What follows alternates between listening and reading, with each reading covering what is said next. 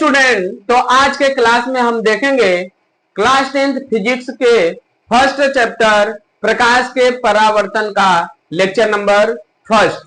और lecture number first में देखिए हमको क्या क्या पढ़ना है।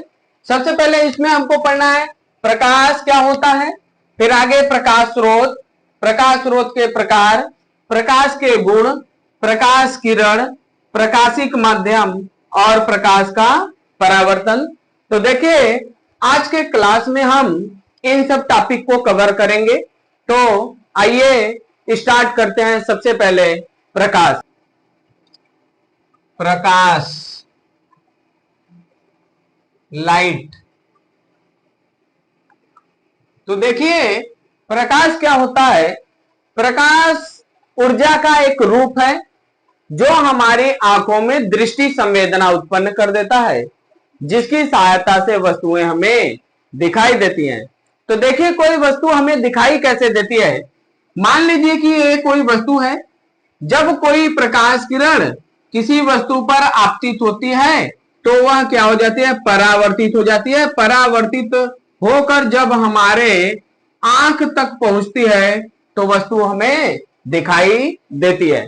तो देखिए प्रकाश क्या होता है। प्रकाश ऊर्जा का वह स्वरूप है जो हमारी आंखों में दृष्टि संवेदना उत्पन्न कर देता है, जिसकी सहायता से वस्तुएं हमें दिखाई देती हैं। तो देखिए प्रकाश क्या होता है। प्रकाश ऊर्जा का वह रूप है जो हमारी आंखों में दृष्टि संवेदना उत्पन्न करता है, जिसकी सहायता से वस्तुएं हमें दिखाई देती हैं। जब प्रकाश किसी वस्तु पर आपतित होता है तो वह परावर्तित होकर हमारी आंखों तक पहुंचता है, जिसके फलस्वरूप वस्तुएं हमें दिखाई देती हैं। अब आगे हम देखेंगे प्रकाश स्रोत। तो देखिए प्रकाश स्रोत क्या होता है। प्रकाश स्रोत लाइट सोर्स। तो देखिए प्रकाश स्रोत क्या होता है। कोई ऐसी वस्तु या उपकरण जो प्रकाश उत्पन्न करता है या जिनसे हमें प्रकाश प्राप्त होता है उसे प्रकाश स्रोत कहते हैं। जैसे सूर्य, चंद्रमा, विद्युत बल्ब, मोमबत्ती, ये सब क्या है। कुछ जीव भी होते हैं जो प्रकाश उत्पन्न करते हैं, जैसे कि जुगनू। ये सब क्या होते हैं, प्रकाश स्रोत। तो एक बार फिर से, प्रकाश स्रोत क्या होता है, ऐसी वस्तु या उपकरण जिनसे हमें प्रकाश प्राप्त होता है या जो प्रकाश उत्पन्न करते हैं उसे प्रकाश स्रोत कहते हैं। तो देखिए प्रकाश स्रोत क्या होता है।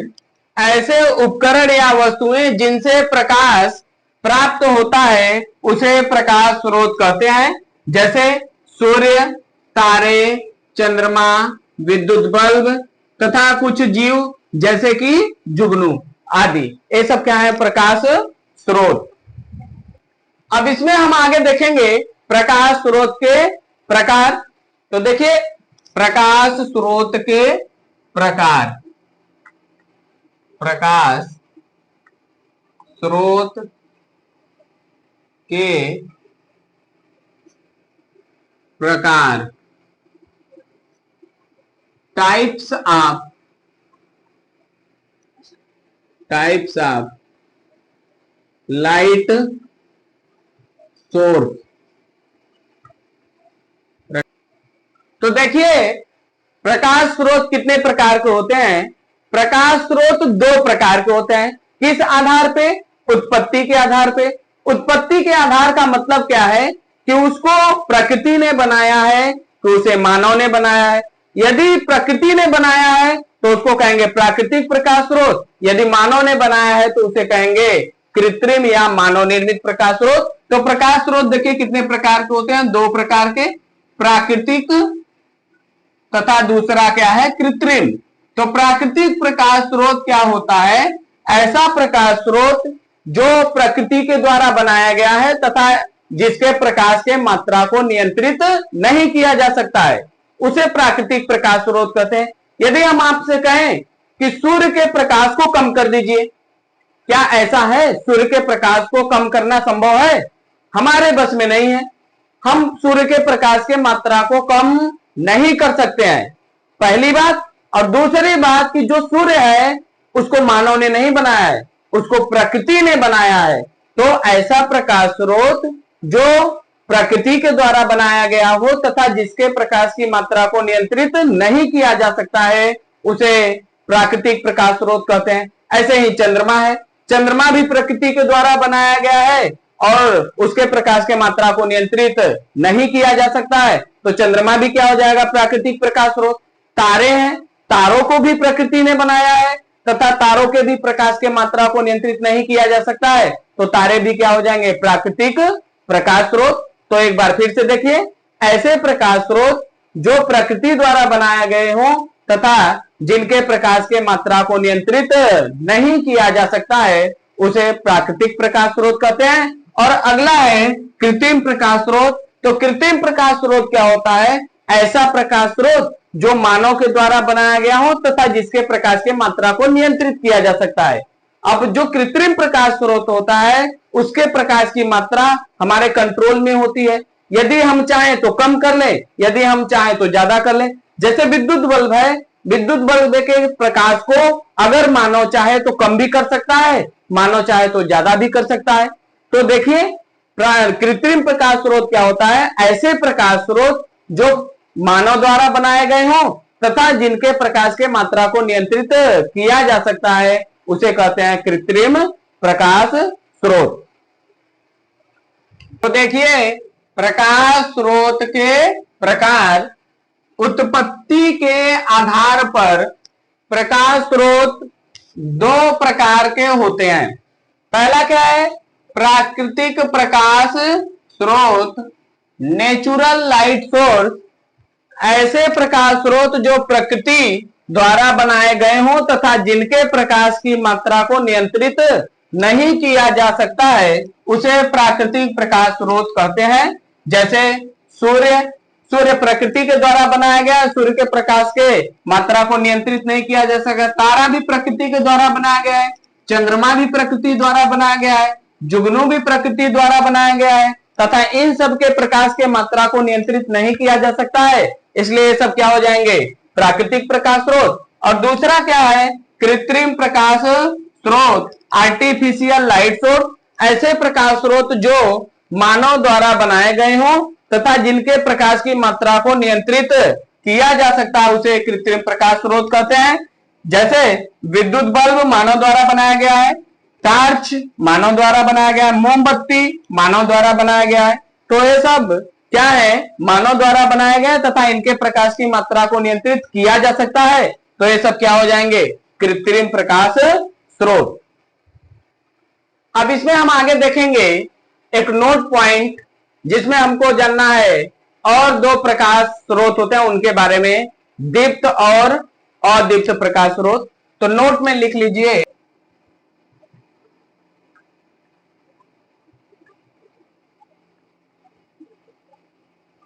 दीप्त और अदीप्त प्रकाश स्रोत, luminous and non luminous light source. तो देखिए, दीप्त और अदीप्त प्रकाश स्रोत क्या होते हैं? ऐसा प्रकाश स्रोत जो स्वयं प्रकाश उत्पन्न करे और अपने ही प्रकाश से प्रकाशित हो और अपने ही प्रकाश से दिखाई दे, उसे कहते हैं दीप्त प्रकाश स्रोत। तथा अदीप्त प्रकाश स्रोत क्या होता है? ऐसे प्रकाश स्रोत जो स्वयं प्रकाश उत्पन्न नहीं करते हैं बल्कि दूसरों के प्रकाश को परावर्तित करके देते हैं। जैसे कि क्या है? चंद्रमा। चंद्रमा देखो, ये क्या हो गया? चंद्रमा। चंद्रमा एक अदीप्त प्रकाश स्रोत होता है। कैसे? ये है चंद्रमा और ये क्या है? पृथ्वी। पृथ्वी, ठीक है। अब चंद्रमा करता क्या है? सूर्य से आने वाली प्रकाश को, सूर्य सूर्य से आने वाले प्रकाश को क्या करता है, परावर्तित करके पृथ्वी तक भेजता है। तो ध्यान दीजिए, जो चंद्रमा का प्रकाश होता है वो खुद का प्रकाश नहीं होता है, वो किसका प्रकाश होता है, सूर्य का प्रकाश होता है। तो ऐसे प्रकाश स्रोत जो स्वयं प्रकाश उत्पन्न नहीं करते हैं बल्कि दूसरे के प्रकाश को परावर्तित करके प्रकाश देते हैं, उसे कहते हैं अदीप्त प्रकाश स्रोत। तो इस प्रकार चंद्रमा जो होगा वो कौन सा प्रकाश स्रोत हो जाएगा, अदीप्त प्रकाश स्रोत। ठीक है, तो देखिए एक बार फिर से, दीप्त प्रकाश स्रोत क्या होता है, ऐसे प्रकाश स्रोत जो स्वयं प्रकाश उत्पन्न करते हैं और अपने ही प्रकाश से दिखाई देते हैं, उसे कहते हैं दीप्त प्रकाश स्रोत। तथा अदीप्त प्रकाश स्रोत क्या होता है, ऐसे प्रकाश स्रोत जो स्वयं प्रकाश उत्पन्न नहीं करते हैं बल्कि दूसरों के प्रकाश को परावर्तित करके दिखाई देते हैं, तो उसे कहते हैं अदीप्त प्रकाश स्रोत। जैसे कि क्या है, चंद्रमा। ठीक है, तो देखिए सूर्य क्या होगा, सूर्य के पास स्वयं का प्रकाश होता है, दीप्त प्रकाश स्रोत होगा। तारे दीप्त प्रकाश स्रोत होंगे। मोमबत्ती के पास भी स्वयं का प्रकाश होता है, दीप्त प्रकाश होगा। विद्युत बल्ब के पास भी स्वयं का प्रकाश होता है, दीप्त प्रकाश होगा। अब ध्यान दीजिए, अदीप्त प्रकाश स्रोत में दो एग्जाम्पल याद कर लीजिए, एक चंद्रमा और कांच। तो जो चंद्रमा होता है वो अपना, उसके पास खुद का प्रकाश नहीं होता है, वो सूर्य के प्रकाश को परावर्तित करके दिखाई देता है। ठीक है, ऐसे ही कांच भी है, कांच के पास भी खुद का प्रकाश नहीं होता है, वो दूसरे के प्रकाश को परावर्तित करके दिखाई देगा। तो कांच भी क्या हो जाएगा, अदीप्त प्रकाश स्रोत। तो देखिए दीप्त और अदीप्त प्रकाश स्रोत। तो इसमें पहला दीप्त प्रकाश स्रोत क्या होता है, ऐसे प्रकाश स्रोत जो स्वयं प्रकाश उत्पन्न करते हैं उसे दीप्त प्रकाश स्रोत कहते हैं। जैसे सूर्य, तारे, विद्युत बल्ब, मोमबत्ती, टार्च आदि, ये सब क्या है, स्वयं प्रकाश उत्पन्न करते हैं, इसलिए ये सब क्या हो जाएंगे, दीप्त प्रकाश स्रोत। और दूसरा है अदीप्त प्रकाश स्रोत। अदीप्त प्रकाश स्रोत क्या होता है, ऐसे प्रकाश स्रोत जो स्वयं प्रकाश उत्पन्न नहीं करते हैं बल्कि दूसरे दीप्त प्रकाश स्रोतों के प्रकाश को परावर्तित करके प्रकाश देते हैं, अदीप्त प्रकाश स्रोत कहलाते हैं। जैसे चंद्रमा, कांच, जिंक सिलिकेट तथा कैल्शियम बोरेट। ये क्या करते हैं, पहले विद्युत चुंबकीय विकिरणों को अवशोषित कर लेते हैं और फिर बाद में जब उसको उत्सर्जित करते हैं तो प्रकाश देते हैं। तो जिंक सिलिकेट और कैल्शियम बोरेट भी क्या हो जाएंगे, अदीप्त प्रकाश स्रोत। तो अब हम इसमें आगे देखेंगे प्रकाश के गुण। प्रकाश के गुण, प्रॉपर्टीज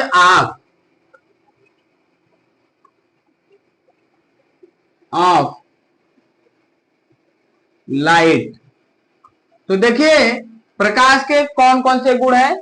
सबसे पहला गुण है कि प्रकाश एक सीधी रेखा में चलता है। तो प्रकाश कैसे चलता है, प्रकाश एक सीधी रेखा में चलता है। इसका प्रूफ क्या है, यदि प्रकाश सीधी रेखा में नहीं चलता तो किसी वस्तु का प्रतिबिंब नहीं बनता। क्यों, क्योंकि यदि प्रकाश सीधी रेखा में नहीं चलता तो प्रकाश जाता, वस्तु से टकराता, घूम फिर के फिर इधर भी जाता, इधर भी उजाला हो जाता और वस्तु का प्रतिबिंब नहीं बनता। तो प्रकाश क्या करता है, सीधी रेखा में चलता है, इसीलिए वस्तु का प्रतिबिंब बनता है। पहला पॉइंट। दूसरा पॉइंट, प्रकाश को चलने के लिए माध्यम की आवश्यकता नहीं होती है।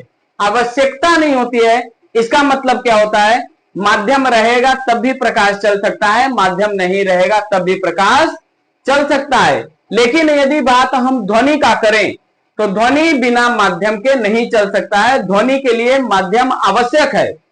तो ध्यान दीजिए दूसरा पॉइंट क्या है, प्रकाश को चलने के लिए माध्यम की आवश्यकता नहीं होती है। माध्यम रहेगा तब भी प्रकाश चलेगा, माध्यम नहीं रहेगा तब भी प्रकाश चलेगा। माध्यम का मतलब क्या है, वहां जहां माध्यम रहेगा वहां पदार्थ के कण उपस्थित रहेंगे। यदि गैसीय माध्यम होगा तो गैस उपस्थित रहेगा, द्रव माध्यम होगा तो द्रव उपस्थित रहेगा, ठोस माध्यम रहेगा तो ठोस उपस्थित रहेगा। जैसे कि यदि कहीं पर वायु उपस्थित है तो क्या है, गैसीय माध्यम है। जल है तो द्रव्य माध्यम है, अगर कांच है तो क्या है, ठोस माध्यम है। तो देखिए प्रकाश को चलने के लिए माध्यम की आवश्यकता नहीं होती है। अगला पॉइंट है प्रकाश की चाल जो होती है अलग अलग माध्यम में अलग अलग होती है। जो ठोस जो गैस माध्यम होता है उसमें प्रकाश की चाल सबसे अधिक होती है, उससे कम द्रव माध्यम में होती है और सबसे कम ठोस माध्यम में प्रकाश की चाल होती है। क्यों? इसका वजह होता है कि जो गैस के अणु होते हैं वो बहुत दूर दूर होते हैं और इसका घनत्व तो क्या होता है, कम होता है।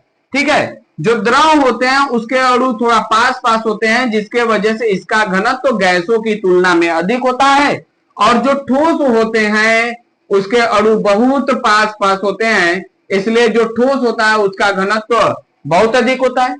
तो ध्यान दीजिए जिसके अणु दूर दूर है घनत्व कम है, तो इसमें से प्रकाश के लिए आर पार जाना देखिए आसान है।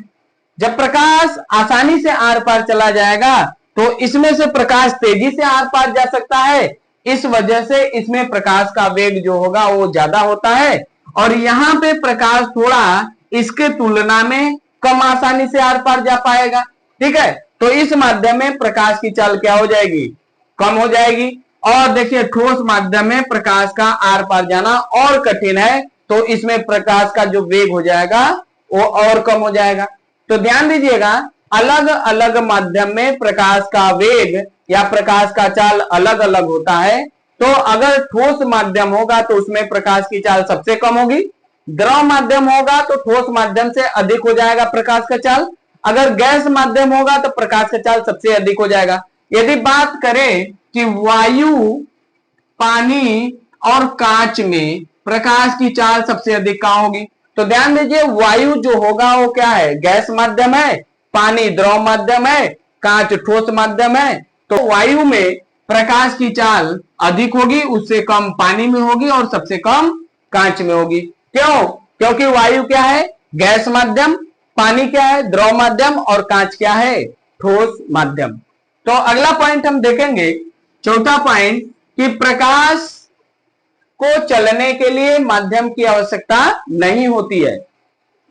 तो अगला पॉइंट हम देखेंगे पांचवा, कि निर्वात में जो प्रकाश की चाल होती है वो 3 × 10⁸ मीटर प्रति सेकेंड होती है। तो निर्वात में प्रकाश की चाल 3 × 10⁸ मीटर प्रति सेकेंड होती है। अगला पॉइंट है इसमें, प्रकाश विद्युत चुंबकीय तरंगों के रूप में गमन करता है। तो देखिए विद्युत चुंबकीय तरंग क्या होता है, ठीक है, ये हो गया एक्स एक्सिस, ये हो गया वाई एक्सिस, ये हो गया जेड एक्सिस। तो ध्यान दीजिए, मान लीजिए कि क्या हो गया है, ये हो गया तुम्हारा विद्युत क्षेत्र और ये हो गया चुंबकीय क्षेत्र, जो एक दूसरे के 90 अंश पे होंगे, और जो प्रकाश चलेगा ऐसे चलेगा। तो ध्यान दीजिए कि विद्युत चुंबकीय तरंग क्या होता है, इसमें क्या होगा, एक विद्युत क्षेत्र होता है, एक चुंबकीय क्षेत्र होता है, जो एक दूसरे के क्या होते हैं, परपेंडिकुलर, एक दूसरे से 90 अंश पे होंगे, और जो प्रकाश के चलने की दिशा होगी विद्युत क्षेत्र और चुंबकीय क्षेत्र दोनों के अभिलंबवत होगी, अर्थात प्रकाश ऐसे चलेगा। तो प्रकाश विद्युत चुंबकीय तरंगों के रूप में गमन करता है। अगला पॉइंट है, प्रकाश में परावर्तन का गुण पाया जाता है। परावर्तन क्या होता है, यदि कोई प्रकाश एक माध्यम से चलती हुई किसी दूसरे माध्यम के चिकने व पालिशदार सतह से टकराकर पुनः उसी माध्यम में वापस लौट जाए तो प्रकाश के इस घटना को कहते हैं प्रकाश का परावर्तन। तो प्रकाश में परावर्तन का गुण पाया जाता है। और अगला पॉइंट इसमें है, प्रकाश में अपवर्तन का भी गुण पाया जाता है। अपवर्तन क्या होता है, मान लीजिए ये क्या है, जल है और ऊपर क्या है, वायु है। जब कोई प्रकाश किरण एक माध्यम से दूसरे माध्यम में प्रवेश करती है तो दोनों माध्यमों के पृथककारी पृष्ठ पर अपने मार्ग से वो क्या हो जाती है, विचलित हो जाती है। जिस रास्ते से जाना चाहिए उस रास्ते से नहीं जाएगा, रास्ते से भटक जाएगा। तो प्रकाश के इस घटना को कहते हैं प्रकाश का अपवर्तन। प्रकाश में अपवर्तन का भी गुण पाया जाता है। ठीक है, अगला पॉइंट होता है, जो दृश्य प्रकाश होता है उसकी तरंग दैर्घ्य 3900 एंगस्ट्रॉम से 7000 800 एंगस्ट्रॉम के बीच होती है।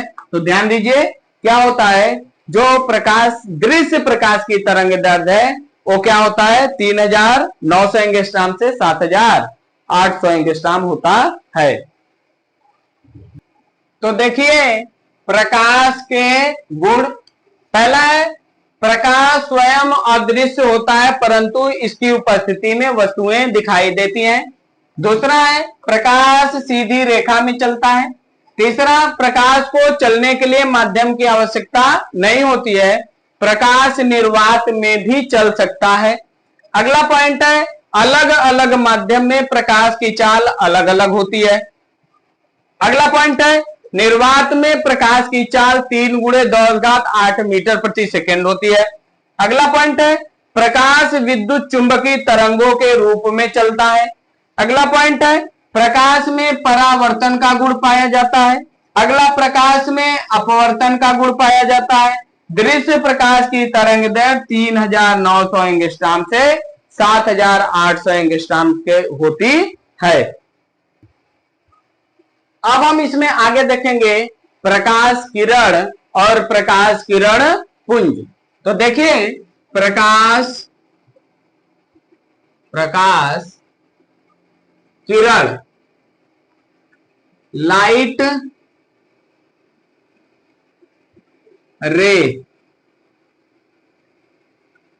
तो देखिए प्रकाश किरण क्या होता है, प्रकाश जिस पथ में गमन करता है, प्रकाश जिस रास्ते से चलता है, प्रकाश का वह रास्ता वह पथ हमें दिखाई देता है, उसी प्रकाश के पथ को कहते हैं प्रकाश किरण और प्रकाश किरणों के समूह को कहते हैं प्रकाश किरण पुंज। और प्रकाश किरण पुंज देखिए क्या होता है, पुंज का मतलब होता है समूह, गुच्छा। अब समूह में कोई चीज एक नहीं होगा, बहुत सारा चीज होगा। तो प्रकाश किरण पुंज मतलब प्रकाश किरणों का समूह होता है। और प्रकाश किरण पुंज 3 प्रकार के होते हैं। होता है अभिसारी प्रकाश किरण पुंज, दूसरा है अपसारी प्रकाश किरण पुंज और तीसरा है समांतर प्रकाश किरण पुंज। तो देखिए अभिसारी क्या होता है, ऐसा प्रकाश किरण पुंज जिसमें सभी प्रकाश किरण एक बिंदु पे आके मिले, तो उसको कहते हैं अभिसारी प्रकाश किरण पुंज। तो देखिए क्या है, इसमें जितने भी प्रकाश किरण है एक बिंदु ओ पर आके मिल रहे हैं, तो ये प्रकाश किरण पुंज जो होगा वो अभिसारी प्रकाश किरण पुंज होगा। तो अभिसारी प्रकाश किरण पुंज क्या होता है, ऐसा प्रकाश किरण पुंज जिसमें सभी प्रकाश किरण एक ही बिंदु पर आकर मिले, ठीक है, तो उसको कहते हैं अभिसारी प्रकाश किरण पुंज। और अपसारी प्रकाश किरण पुंज क्या होता है, ऐसा प्रकाश किरण पुंज जिसमें सभी प्रकाश किरणें एक बिंदु से निकलकर फैले, तो उसे कहते हैं अपसारी प्रकाश किरण पुंज। जैसे देखिए ये क्या हो जाएगा, अपसारी प्रकाश किरण पुंज हो जाएगा, इसमें बिंदु O से सभी प्रकाश किरण निकल के फैल रही हैं, तो इसे कहते हैं अपसारी प्रकाश किरण पुंज। और ऐसा प्रकाश किरण पुंज जिसमें सभी प्रकाश किरणें एक दूसरे के समांतर रहती हैं, तो उसे कहते हैं समांतर प्रकाश किरण पुंज। जैसे देखिए क्या है, इस जो प्रकाश किरण पुंज है इसमें क्या है, सभी प्रकाश किरणें क्या हैं, एक दूसरे के क्या है, समांतर। तो प्रकाश क्या होता है, एक बार फिर से देखिए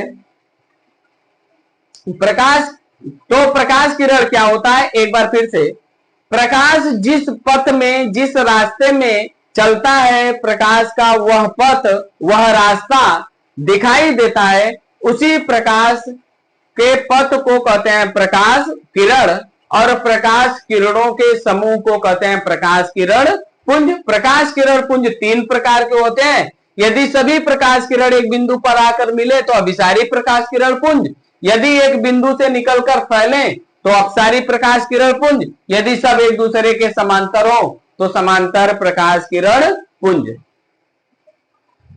तो देखिए प्रकाश किरण, लाइट रे, प्रकाश स्रोतों से प्रकाश निकलकर जिस रेखा में चलता है उसी रेखा को प्रकाश किरण कहते हैं, तथा प्रकाश किरणों के समूह को प्रकाश किरण पुंज कहते हैं। प्रकाश किरण पुंज तीन प्रकार के होते हैं। पहला है अभिसारी प्रकाश पुंज, कन्वर्जेंट बीम ऑफ लाइट, ऐसा प्रकाश पुंज जिसमें सभी प्रकाश किरण एक ही बिंदु पर मिलती हैं, उसे अभिसारी प्रकाश पुंज कहते हैं। दूसरा है अपसारी प्रकाश पुंज। अपसारी प्रकाश पुंज, अपसारी प्रकाश पुंज क्या होता है? ऐसा प्रकाश पुंज जिसमें सभी प्रकाश किरण एक बिंदु से निकलकर फैलती हैं, उसे अपसारी प्रकाश पुंज कहते हैं। और तीसरा है समांतर प्रकाश पुंज। ऐसा प्रकाश पुंज जिसमें सभी प्रकाश किरण एक दूसरे के समांतर होते हैं, उसे समांतर प्रकाश पुंज कहते हैं। ये है अभिसारी प्रकाश पुंज, ये अपसारी है, और ये क्या है? समांतर प्रकाश पुंज। तो देखिए अब इसमें हम आगे देखेंगे प्रकाशिक माध्यम। तो प्रकाशिक माध्यम क्या होता है? ऐसा माध्यम जिसमें से प्रकाश गुजर सकता है, जिसमें से प्रकाश चल सकता है, उसको कहते हैं प्रकाशिक माध्यम। और प्रकाशिक माध्यम देखिए तीन प्रकार का होता है। पहला होता है पारदर्शक, पारदर्शक माध्यम। दूसरा है पारभासक, पारभासक माध्यम।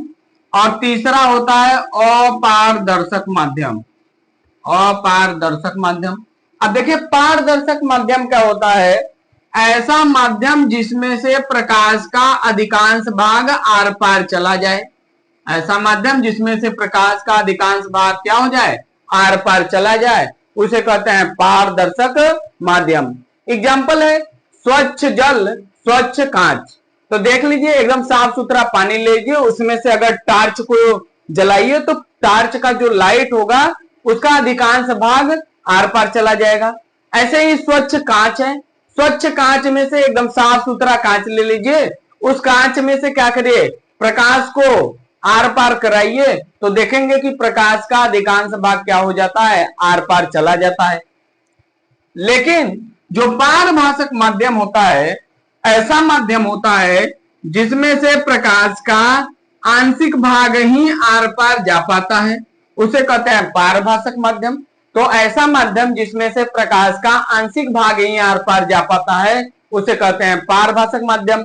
जैसे गंदा जल, ठीक है, घिसा हुआ कांच, तेल लगा हुआ कागज। अब कांच को यदि घिस दो, घिसने के बाद उसमें से टार्च जलाओ, तो प्रकाश का अधिकांश भाग आर पार नहीं जाएगा, आंशिक भाग थोड़ा बहुत भाग आर पार जाएगा।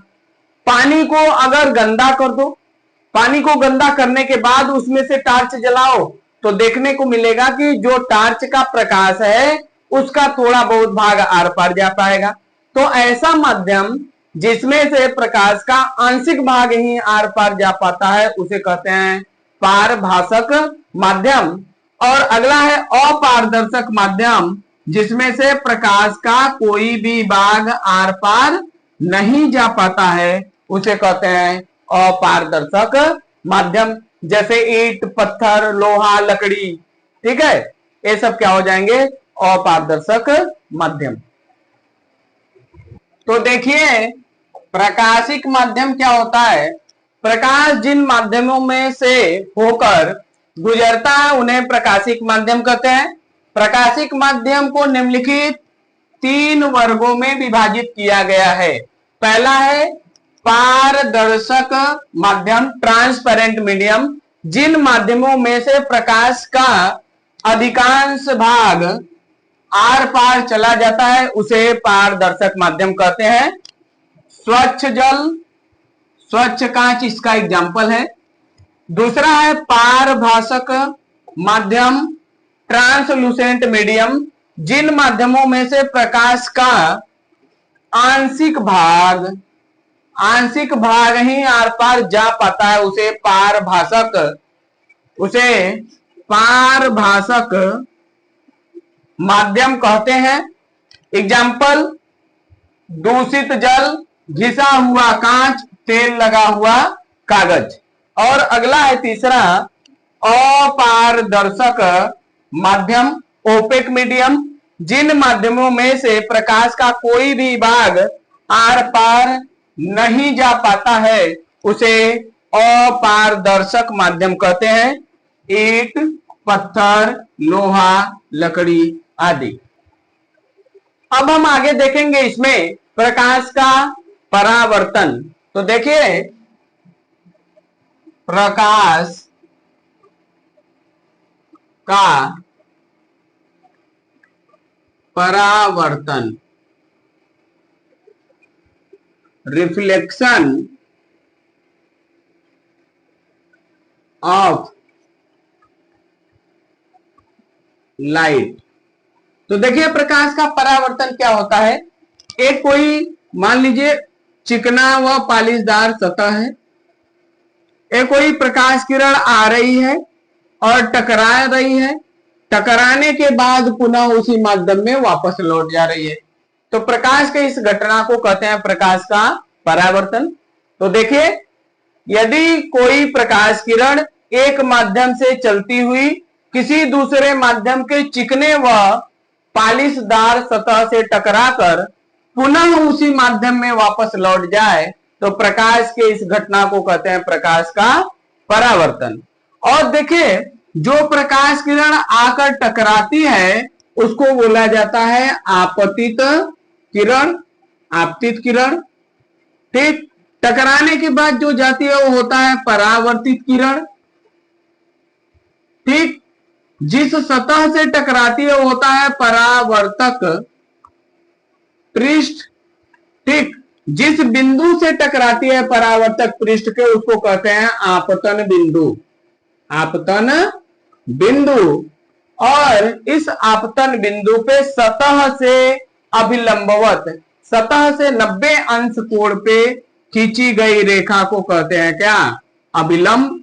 ये क्या हो गया, अभिलंब, ठीक है। और ध्यान दीजिए, आपतित किरण और अभिलंब के बीच जो कोण बनता है उसको कहते हैं आपतन कोण। इसको आई से प्रदर्शित किया जाता है, तो ये है क्या, आपतन कोण। ऐसे ही परावर्तित किरण और अभिलंब के बीच जो कोण बनता है उसको बोला जाता है क्या, परावर्तन, परावर्तन कोण। इसको स्मॉल आर से प्रदर्शित किया जाता है। तो देखिए क्या है परावर्तन। यदि कोई प्रकाश किरण एक माध्यम से चलती हुई किसी दूसरे माध्यम के चिकने व पालिशदार सतह से टकराकर पुनः उसी माध्यम में वापस लौट जाए तो प्रकाश के इस घटना को कहते हैं प्रकाश का परावर्तन। जो प्रकाश किरण आकर टकराती है उसको कहते हैं आपतित किरण, और जो टकराने के बाद जाती है वो होती है परावर्तित किरण। जिस सतह से टकराती है उसको कहते हैं परावर्तक पृष्ठ। सतह के जिस बिंदु पर आपतित किरण आती है उसको कहते हैं आपतन बिंदु, ठीक है। और आपतन बिंदु पर एक सतह के अभिलंबवत, सतह से 90 डिग्री का कोण बनाते हुए खींची गई रेखा को कहते हैं अभिलंब, ठीक है। अभिलंब और आपतित किरण के बीच का कोण क्या होता है, आपतन कोण, जिसको स्मॉल आई से प्रदर्शित किया जाता है। परावर्तित किरण और अभिलंब के बीच बना कोण कहलाता है परावर्तन कोण, जिसको स्मॉल आर से प्रदर्शित किया जाता है। तो देखिए, प्रकाश का परावर्तन, रिफ्लेक्शन ऑफ लाइट, जब प्रकाश की किरण एक माध्यम में से चलती हुई किसी दूसरे माध्यम के चिकने व पालिशदार सतह से टकराकर पुनः उसी माध्यम में वापस लौट जाती है तो प्रकाश के इस घटना को प्रकाश का परावर्तन कहते हैं, ठीक। जो प्रकाश किरण आती है आपतित किरण, टकराने के बाद जो जाती है परावर्तित किरण, जिस सतह से टकराती है परावर्तक पृष्ठ, जिस बिंदु पर टकराती है उसको कहते हैं आपतन बिंदु। और आपतन बिंदु पर सतह से अभिलंबवत खींची गई रेखा क्या है, अभिलंब। अभिलंब और आपतित किरण के बीच का कोण आपतन कोण, परावर्तित किरण और अभिलंब के बीच का कोण परावर्तन कोण। तो देखिए, प्रकाश के परावर्तन से संबंधित महत्वपूर्ण परिभाषाएं, definitions related to reflection of light. पहला है परावर्तक पृष्ठ, रिफ्लेक्टिंग सरफेस। तो प्रकाश जिस पृष्ठ से टकराकर परावर्तित होता है उसे परावर्तक पृष्ठ कहते हैं। अगला है आपतित किरण, इंसिडेंट रे, वह प्रकाश किरण जो परावर्तक पृष्ठ पर आकर टकराती है उसे आपतित किरण कहते हैं। ठीक है। तीसरा है परावर्तित किरण, रिफ्लेक्टेड रे, वह प्रकाश किरण जो परावर्तक पृष्ठ से टकराकर उसी माध्यम में वापस लौट जाती है, परावर्तित किरण कहलाती है। अगला है आपतन बिंदु, इंसिडेंट पॉइंट ऑफ इंसिडेंस, आपतित किरण परावर्तक पृष्ठ के जिस बिंदु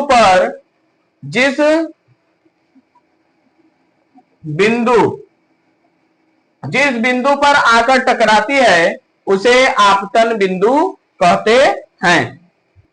पांचवा है अभिलंब, नॉर्मल, आपतन बिंदु पर पृष्ठ के लंबवत खींची गई रेखा अभिलंब कहलाती है। छठा है आपतन कोण, आपतन कोण, इंसिडेंस, एंगल ऑफ इंसिडेंस, आपतित किरण तथा अभिलंब के बीच बना कोण आपतन कोण कहलाता है। इसे स्मॉल आई से प्रदर्शित करते हैं। अगला है इसमें परावर्तन कोण, एंगल ऑफ रिफ्लेक्शन, परावर्तित किरण तथा अभिलंब के बीच बना कोण परावर्तन कोण कहलाता है। इसे स्मॉल आर से प्रदर्शित करते हैं। तो आज के क्लास में बस इतना ही। इसके आगे हम नेक्स्ट क्लास में देखेंगे।